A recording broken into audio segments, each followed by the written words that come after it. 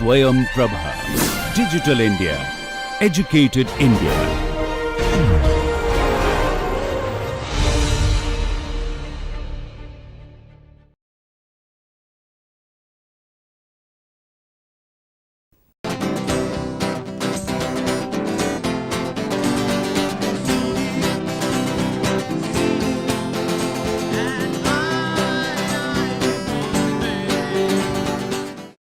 Previous two lectures, we considered the formal aspect of turbulence and asked the question, how does turbulence sustain itself? And we showed this process of sustenance through breakdown of eddies, and we explained this process in three ways. One was scale analysis, second was spectral analysis, and the third was the vorticity dynamics. Now, we must turn to more predictive aspects. After all, we wish to be able to compute or calculate friction factor and Nusselt numbers in turbulent flows.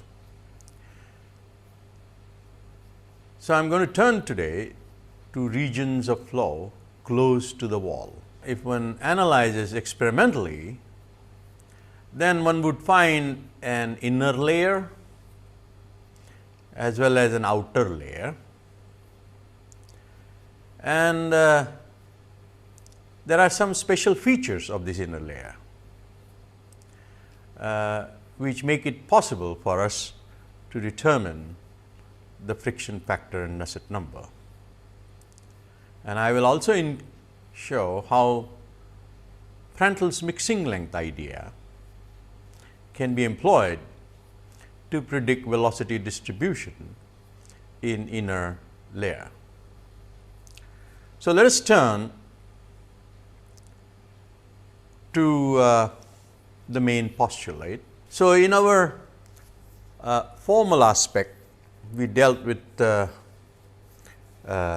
turbulent flows whose structure is dominated by large eddies. That is where the production takes place, and the diffusive influence of viscosity was rather small, being confined only to carrying out dissipation at the smallest scales.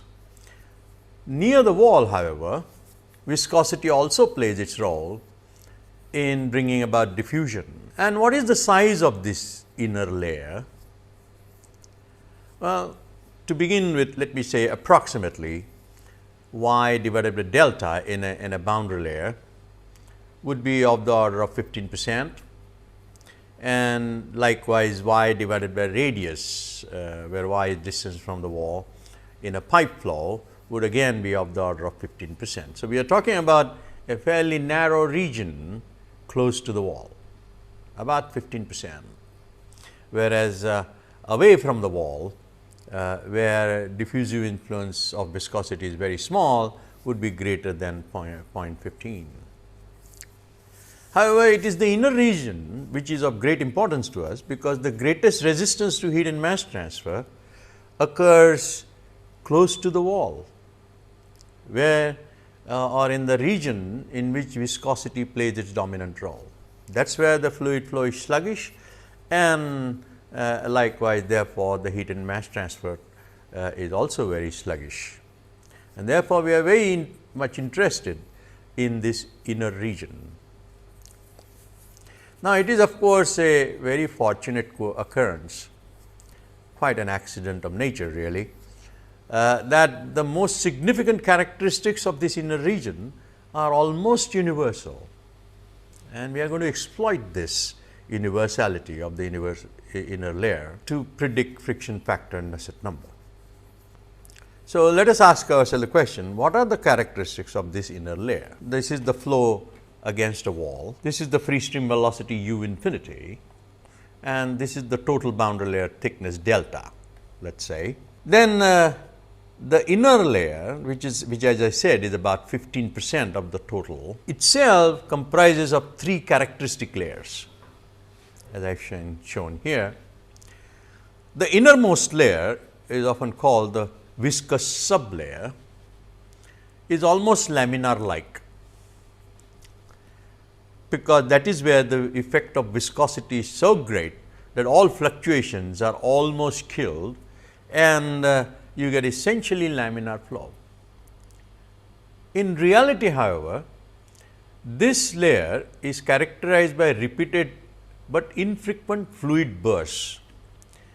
What happens is the laminar sublayer here grows a little, becomes unstable and weak, and at this point that lumps of fluid from the outer layer hit the inner viscous sublayer and uproot fluid out into the outer layer again, or the outer parts of the inner layer. And this kind of fluid being flung out from the sublayer is quite visible if you did flow visualization of a typical turbulent boundary layer. Then this region is very intermittent, but when I say it is intermittent, but infrequently so. So, for all practical purposes to begin with, we might say the region is almost like laminar layer.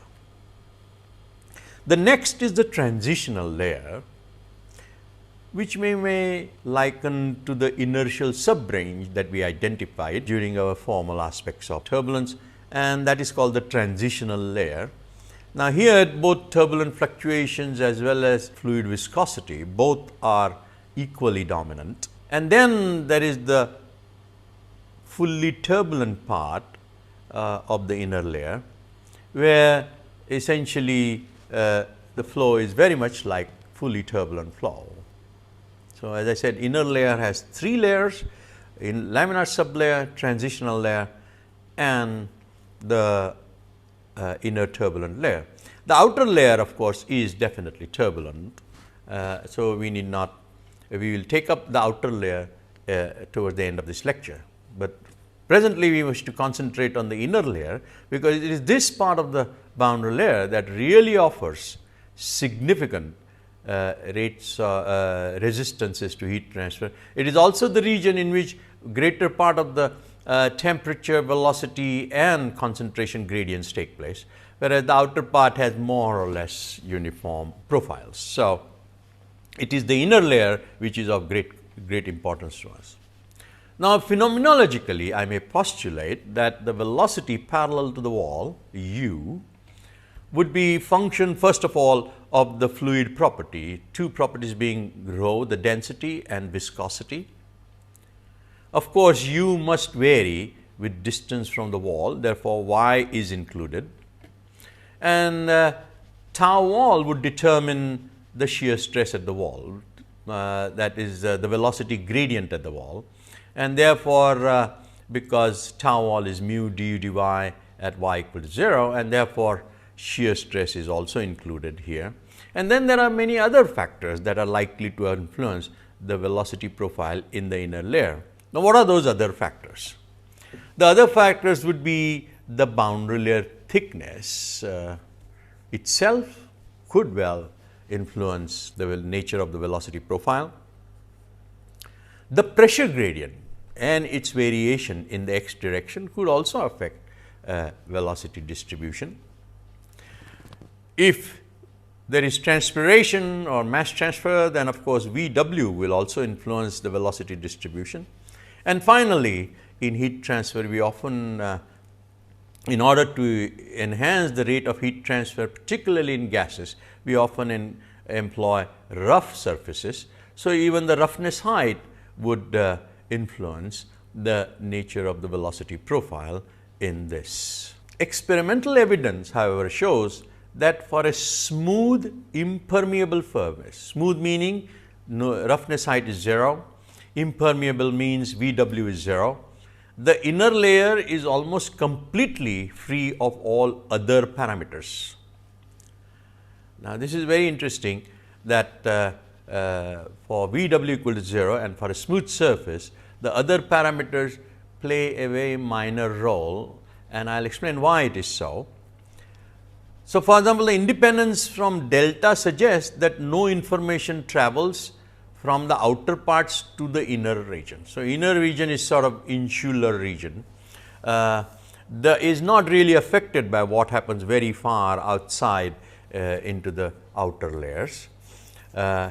independence from dpdx suggests that the inner region is also independent of the history of the flow, except that the shear stress variation along the wall may influence a little bit the velocity profile, but the influence would be expected to be not so great as far as the velocity profile is concerned. Structure of turbulence is thus presumed to be in local equilibrium, that is, the time scale of eddies in the inner layer are much smaller than the time taken by the mean flow to change its structure appreciably in response to dpdx. You may like to think about this. I often give the example of a city and a village. A city quickly responds to what happens in distant places. For example, Bombay would get influenced by what happens in New York or London, but a village say 100 kilometers outside Mumbai would be hardly influenced by what happens in the world around. I am here using an analogy so that you might remember what we mean by insularity of the inner region and the slowness of the inner region. This assumption of local equilibrium is valid for adverse as well as mildly favorable dpdx, but not when relaminarization is encountered at very high accelerated boundary layers. Of course, we are talking about here fairly moderate range of plus and minus pressure gradients. So, highly accelerated boundary layers, this pressure gradient parameter nu by u infinity square du infinity by dx would be greater than 3 into 10 raised to minus 6. So, we are not talking about such highly accelerated boundary layers, we are talking about only those which are more frequently encountered, having moderate plus and minus pressure gradients. We included viscosity and distance from the y simply because, as I said, tau wall is equal to mu du dy, therefore, we must include mu and y. The density rho is included due to the importance of momentum transfer resulting from velocity fluctuations in the transition and fully turbulent layers. As I said, there are bursts of fluid which come in, break down the laminar sublayer, and there is a burst of fluid coming out of the laminar sublayer, and this requires momentum transfer from the outer layers to inner layer of the inner layers. Therefore, density would definitely play an important role, and therefore, we have included density. So, if I were to go back to this slide, so we are essentially excluded all others and only are going to concentrate on these 4 parameters, because they define more or less the equilibrium of the inner layer. So, if I were to carry out the dimensional analysis, I would find that rho u squared divided by tau wall would be function of rho y squared tau wall by mu square. Now, I define u tau equal to under root tau wall by rho. This is often called the friction velocity. Square root of tau wall by rho has the dimensions of velocity. I will define a dimensionless velocity u plus as u divided by u tau, and y plus would be defined as y u tau divided by nu. You can see this is a kind of a Reynolds number based on distance from the wall and the friction velocity y plus. So, both u plus and y plus are dimensionless. So, you will readily recognize that this is nothing but u plus square and this is nothing but y plus squared, or another way of saying is u plus will be a function of y plus. And at least the phenomenology suggests that this relationship will be universal, and it is often called the universal law of the wall. The exact forms of f y plus, we must now find out what the form it will take in the 3 layers, that is the laminar sublayer, the transitional layer, and the fully turbulent layer of the inner layer. So, let us go layer by layer. To do that, you will recall that the Rand's equations for axial momentum would look like this. These are the convection terms, this is the pressure gradient term, this is the total shear stress, and there would be these terms which would arise only which are which are necessary to be included only when highly accelerated flows are considered, but as I said, we are not going to consider those. So, those terms will be dropped. Also, very close to the wall, u is very small in the inner layer, which is about 15%, and u by du dx would be much smaller than this quantity v du by dy, and therefore, this term can also be dropped. As a result, what we would get is d tau tot total divided by dy would be approximately equal to dp by dx plus rho v w du by dy. Now, of course, v equals v w, this is the inner layer,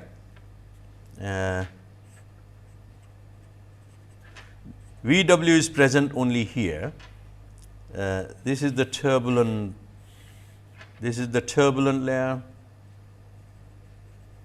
and this is the transitional layer, and this is the laminar sublayer.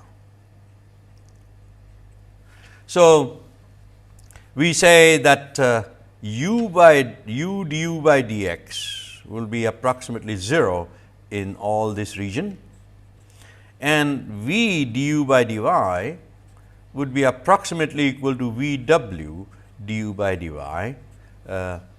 These are very approximate in the sense that v w extends in effect in the inner 15% of the total boundary layer thickness. If I make these assumptions, then you will see that I can non-dimensionalize this by first of all, I must integrate this. So, tau tot would be dp dx into y plus rho v w into u, and tau tot would be equal to tau wall at y equal to 0. So, in other words, this integration would result into tau tot divided by tau wall equal to 1 plus y divided by tau wall dp by dx plus rho v w u divided by tau wall.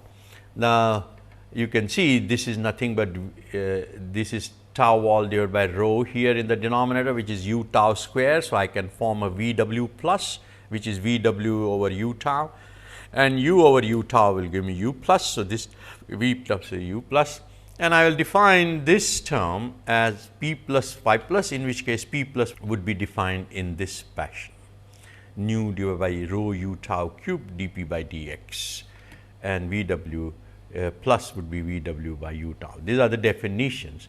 So, hold this in your mind that the ratio of shear stress, total stress to the shear stress at the wall is 1 plus pressure gradient times y by tau wall and rho v w u by tau wall. So, in effect, this ratio is in fact influenced by the pressure gradient as well as the effect of v w, as it should be. So, now let us look at layer by layer. To begin with, we shall assume that dp by dx and v w are both 0. That means, we are considering the case in which this is 0 and this is 0. So, tau tot would be equal to tau wall throughout the inner layer,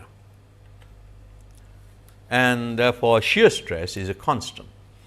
Now, in the laminar sublayer, tau tot would be equal to tau wall equal to tau L, and tau T, the turbulent stress, would be 0, and that would be equal to mu times du by dy at y equal to 0. So, integration of this would give me u into tau wall divided by mu times y plus constant, but u is equal to 0 at y equal to 0, and therefore, c is equal to 0, and therefore, I get u equal to tau wall y by mu. If I multiply and divide this by rho, then you will see I'll get this tau wall divided by rho will become u tau squared into y by nu, and if I take 1 u tau on this side, I will get u over u tau divided by u tau, which is y u tau by nu. In effect, this is u plus is equal to y plus in the laminar sublayer. In the laminar sublayer, u plus would be simply equal to y plus, and that is what I have shown here. So, u plus is equal to y plus. Now, when dP by dx is moderate, the equation for d tau taught by dy, now of course, V w is still 0, shows there would be a little bit of y dependence. There will be y dependence plus pressure gradient, that term is 0. So, tau taught by tau wall would actually be influenced little bit by distance from the wall, and therefore, the second and third derivatives of u with respect to y will be nearly 0. Hence, if we expand this u plus y plus relationship in Taylor series, then about y equal to 0, then you will get u plus equal to y plus 4 by 4 factorial d 2 u by dy plus 4 plus so on and so forth. Now, this equation shows that for small values of y plus, u plus equal to y plus holds, which is the laminar sublayer, but at some critical distance away from the wall, u plus must abruptly depart from linearity. All right. So, this is a very useful little deduction that we will carry over to the next transitional layer. Now, in the transitional layer, there are no simple phenomenological arguments that one can give, because both viscous and turbulent stresses are equally important in the transitional layer. There is, however, similarity between the inertial subrange of the energy spectrum and the transitional layer, in that if we said that if u dash is a representative velocity fluctuation, then the viscous length scale would be nu by u dash would be much less than delta, as we have already seen. If the turbulent Reynolds number u dash delta by nu is high, and a layer covering a range of values of y can therefore be imagined, in which the turbulent structure is independent of both delta, the large scale, as well as the viscous, very viscous length scale nu by u dash. Okay. This is how we characterize the inertial subrange as being relatively uninfluenced by either the very large scale or very viscous scales. How should du dy vary then in this region? The du dy can only depend on u dash divided by y, and if we for a moment say that u dash would be proportional to u tau, then du by dy would be proportional to u tau divided by y. And if I said that du by dy is proportional to u tau by y, then I will get, let us say, u du by dy equal to, I am going to now call kappa transition u tau by y, and if I were to integrate this, I will get u equal to 1 over kappa transition u tau into ln of y plus a constant of integration, which is c transition. Before I do that, in fact, I can say that if I make this du plus multiplied by u tau and make this dy plus multiplied by because y plus is equal to u tau y by nu. So, dy being changed to that will become nu by u tau, that will equal 1 over kappa transition u tau divided by y nu by u tau. Then you will see that this u tau gets cancelled with this gets cancelled with that, and I will have essentially du plus by dy plus equal to kappa transition 1 over y plus, or I would get u plus equal to 1 over kappa transition ln y plus plus a constant of integration CTR. If this is the law that applies to the transition layer, then it does indeed show that there is a clear departure from u plus equal to y plus, which was in the laminar sublayer, and this is now in the transitional layer. And we had anticipated that there would be some distance y plus at which this transition would take place, sudden departure in the slope. Du plus dy plus, which was equal to 1, now becomes 1 over kappa transition 1 over y plus. So, there is a sudden change in the velocity gradient and also therefore, the velocity itself. So, the expected departure from linearity in the u plus y plus law is already attained. Now, incidentally, this equation can also be recast as ln E transition y plus by k transition, where C transition will be ln E transition by k transition. This is simple. Let us turn to the fully turbulent layer. Now, what we are looking for is the u plus equal to f y plus for the turbulent layer. Therefore, this will be 1 over u tau du by dy equal to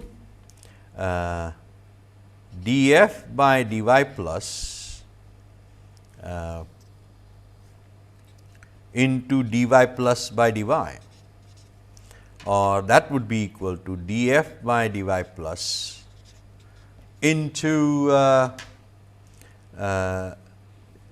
u tau by nu. And therefore, you see du by dy in the turbulent layer would be u tau squared by nu df by dy plus. Now, of course, in the fully turbulent layer, mu t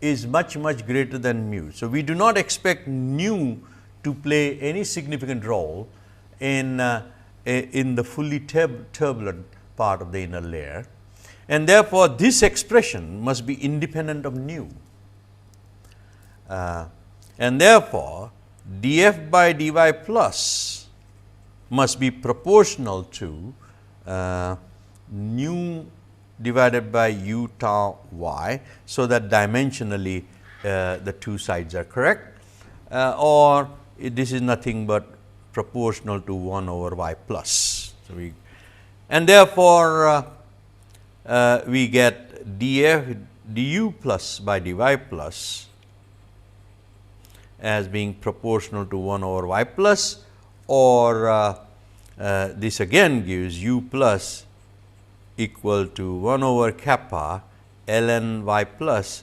Now, this will be for plus a constant of integration. So, the fully turbulent layer also suggests a logarithmic law, but the values of kappa and c may be different from those of the transitional layer.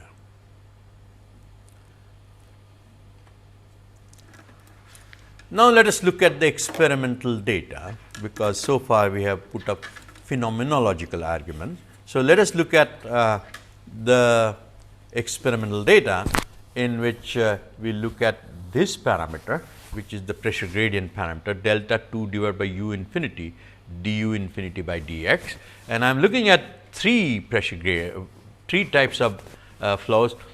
One is the adverse pressure gradient boundary layer,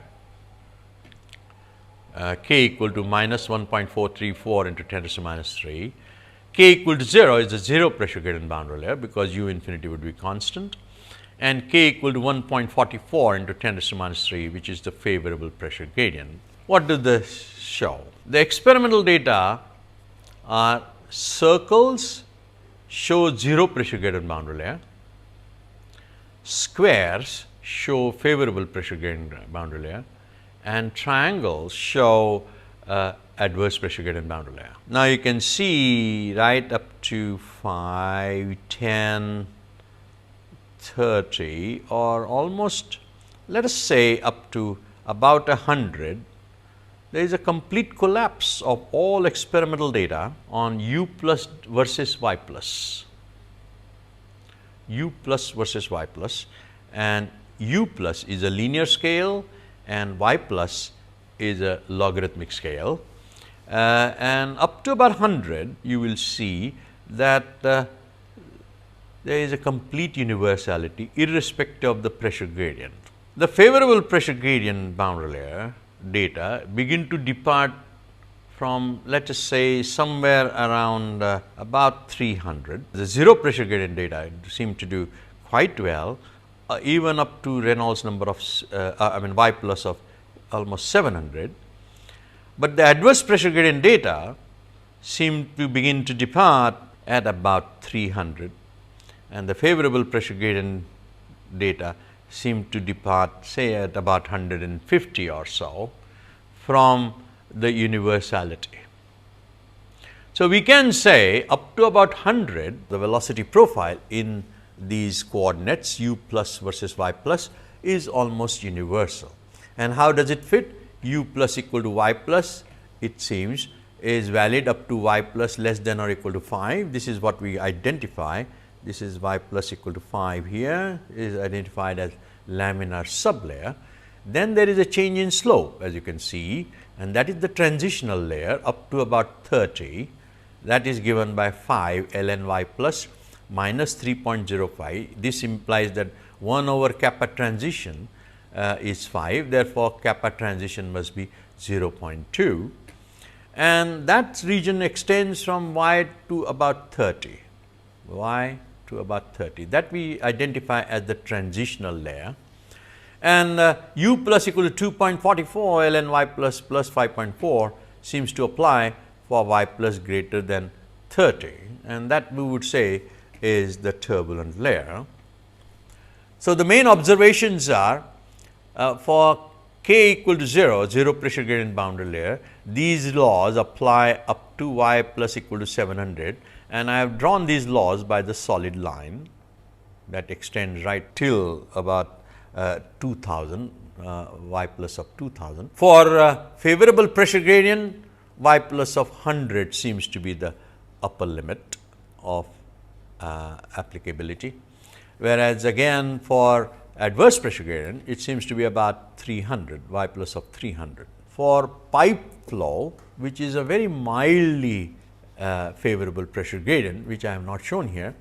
In fact, the experimental data show that again, like k equal to 0 case, experimental data for pipe flow would also fall on the universal laws till about y plus of 700. But it is safe, therefore, to say that in general, irrespective of the pressure gradient that we would encounter, the region y plus less than 100 seems to be almost certainly universal. Y plus less than 100 seems to be almost certainly universal. So, we have discovered that the inner layer in the absence of VW, but very moderate pressure gradients, does actually have a reasonably universal structure, but the moment you exceed y plus of 100, the outside pressure gradient effects, that is the others which we had ignored, begin to play their role. The velocity profiles do depart from this universal law that we have identified. And the main changes occur only in the fully turbulent part of the inner layer. The laminar sublayer and the transitional layer are somehow completely insular. They are not affected by the pressure gradient at all, and the inner smaller region of the inner layer is also up to about 100, is also universal, but beyond 100 the pressure gradient effect starts playing its role. All right. So, what is this special about y plus of 100? Well, as I will show shortly, it corresponds to say about 10 to 15% of the boundary layer thickness, and we can explain this for a pipe flow.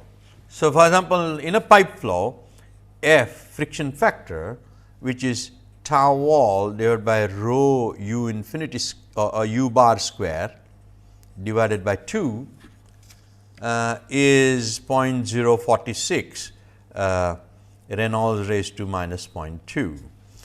So, if I take a Reynolds number of let us say 30,000,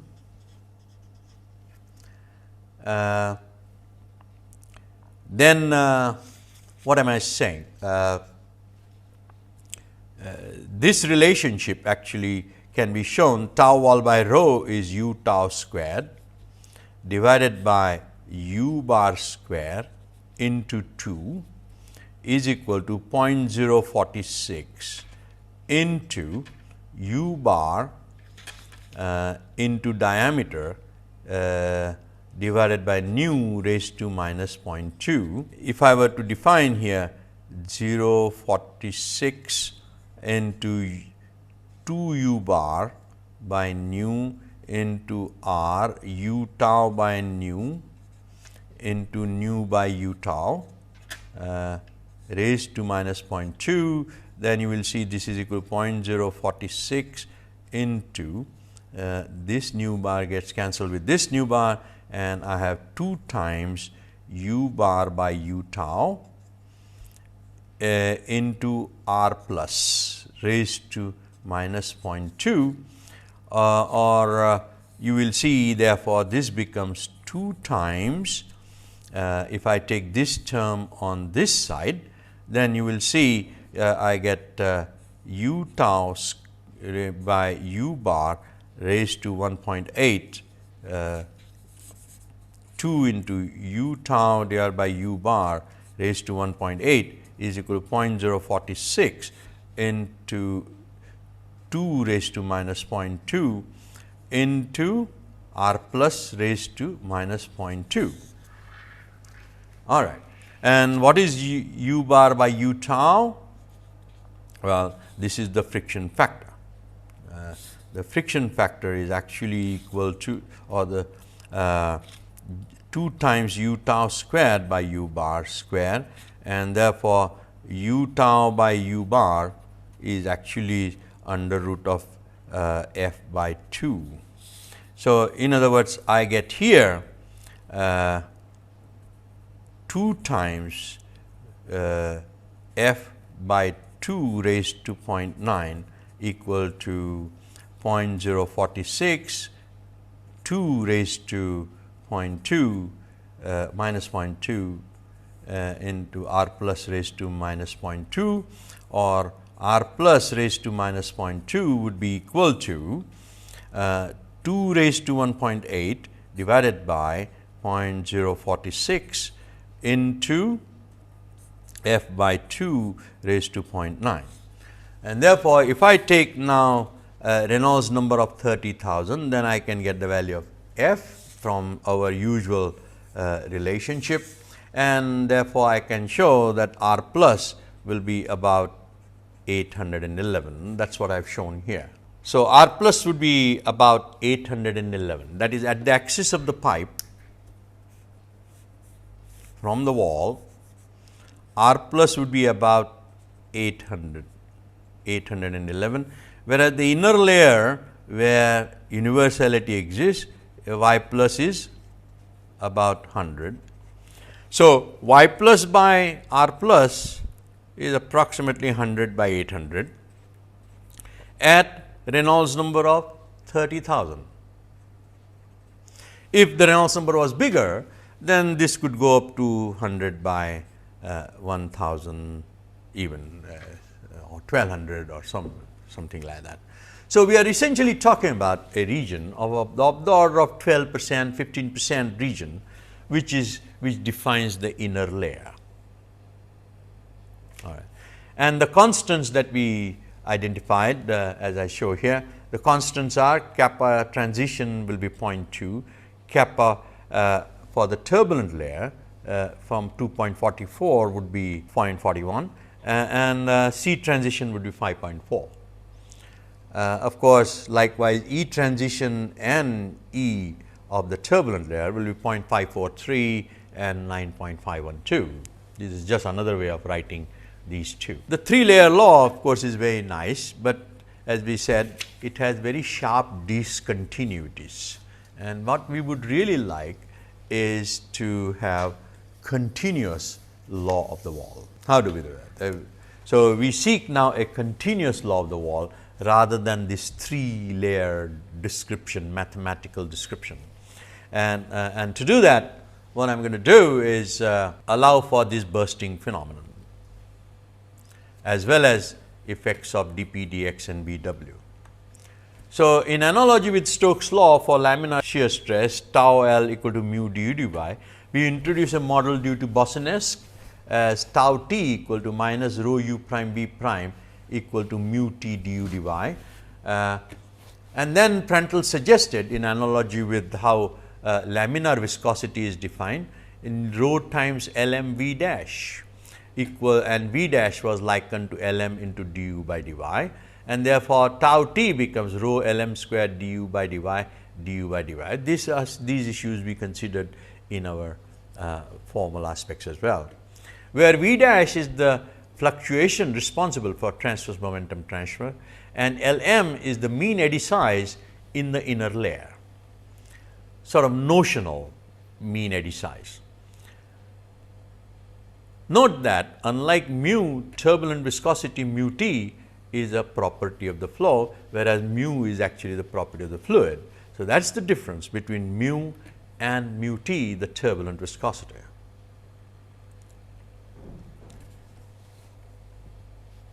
Now, the second question is how does mixing length Lm vary? So, the transitional layer is characterized neither by delta nor by nu by v dash. So, the only relevant scale is y, and therefore, Prandtl extended this argument to the entire region of the inner layer and proposed that Lm would be kappa times y, some constant that is directly proportional to y in the inner part of the layer. Now, the experimental data for the measured from velocity profiles of Lm show this is y axis is Lm divided by delta, and this is y divided by delta, and I am going from 0 to 1.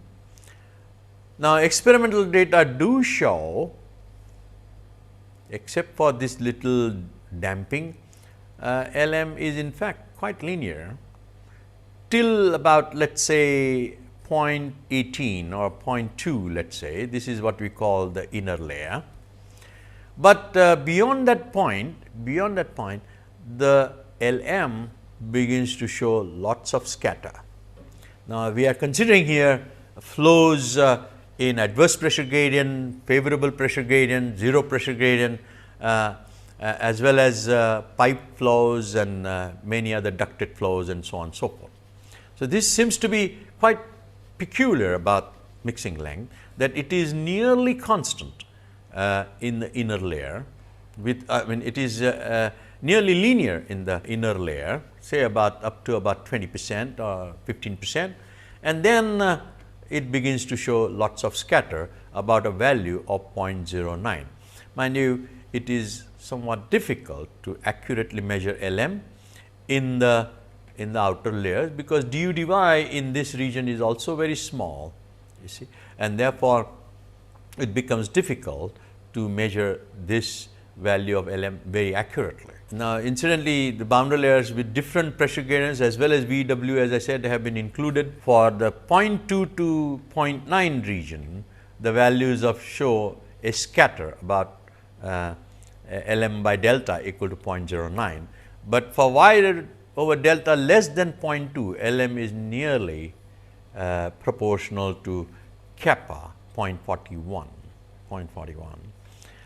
Very close to the wall, Lm is somewhat lower damped than suggested by Lm equal to kappa y. Van Drist suggested that this damping actually occurs due to the effects of fluctuations in the transitional layer, and therefore, he said the Lm should be of Prandtl should be modified by introducing a damping function 1 minus exponential of minus y plus by a plus, and therefore, from the previous slide mu t would therefore be equal to rho into kappa y squared 1 minus kappa exponential of y plus by a plus whole squared du by dy, where from experimental data it is found that a plus equal to 26 for a smooth wall will bring about the amount of damping required in line with what is observed in experiments.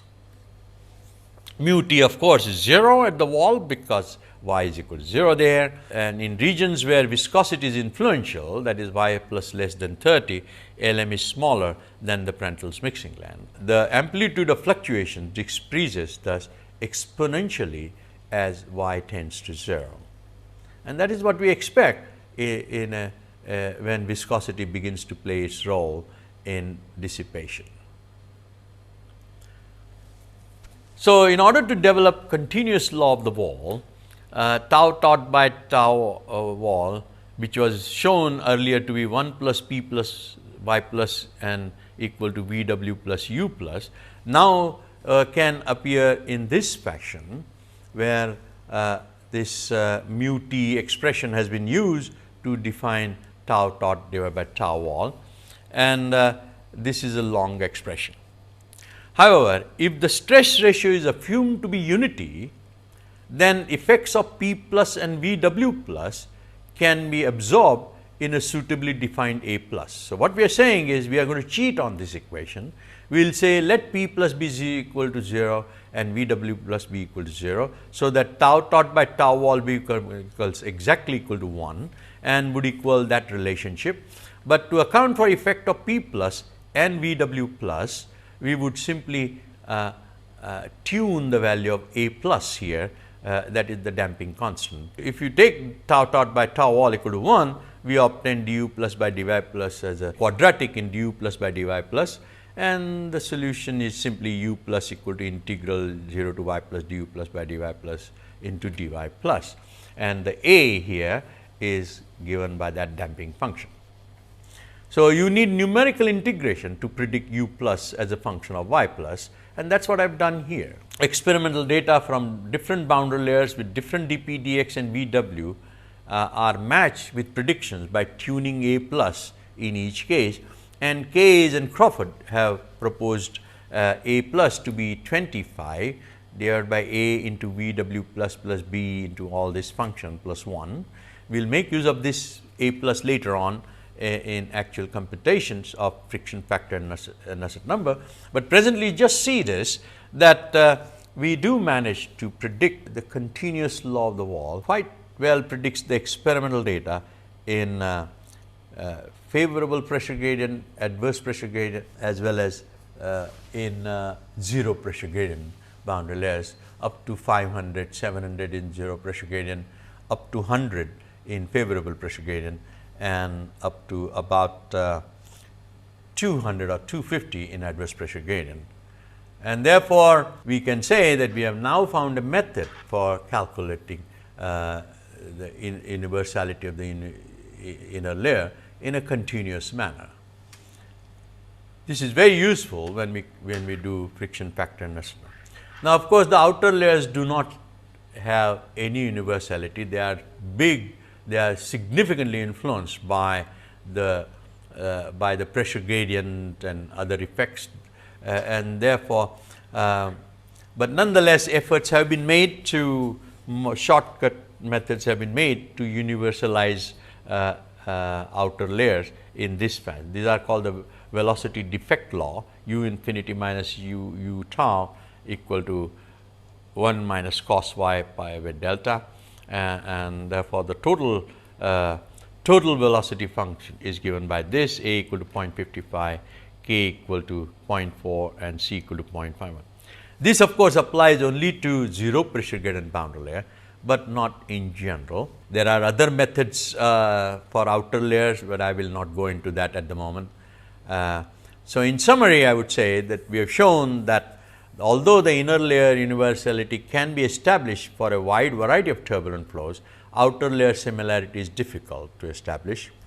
For complete description of the outer layers, we need to solve the Rand's equations using turbulence models. The inner layer universality can be exploited in two ways, and that is to derive approximate correlations for friction factor and Nusselt number, and to specify wall boundary conditions for y at y plus equal to a plus when outer layers are computed by Rand's equations. This achieves computational economy, but this is an aspect that the CFD analysts essentially worry about. Now, to prepare the ground for studying turbulence models, in the next lecture we shall explore the likely interaction between inner and outer layers. Thank you.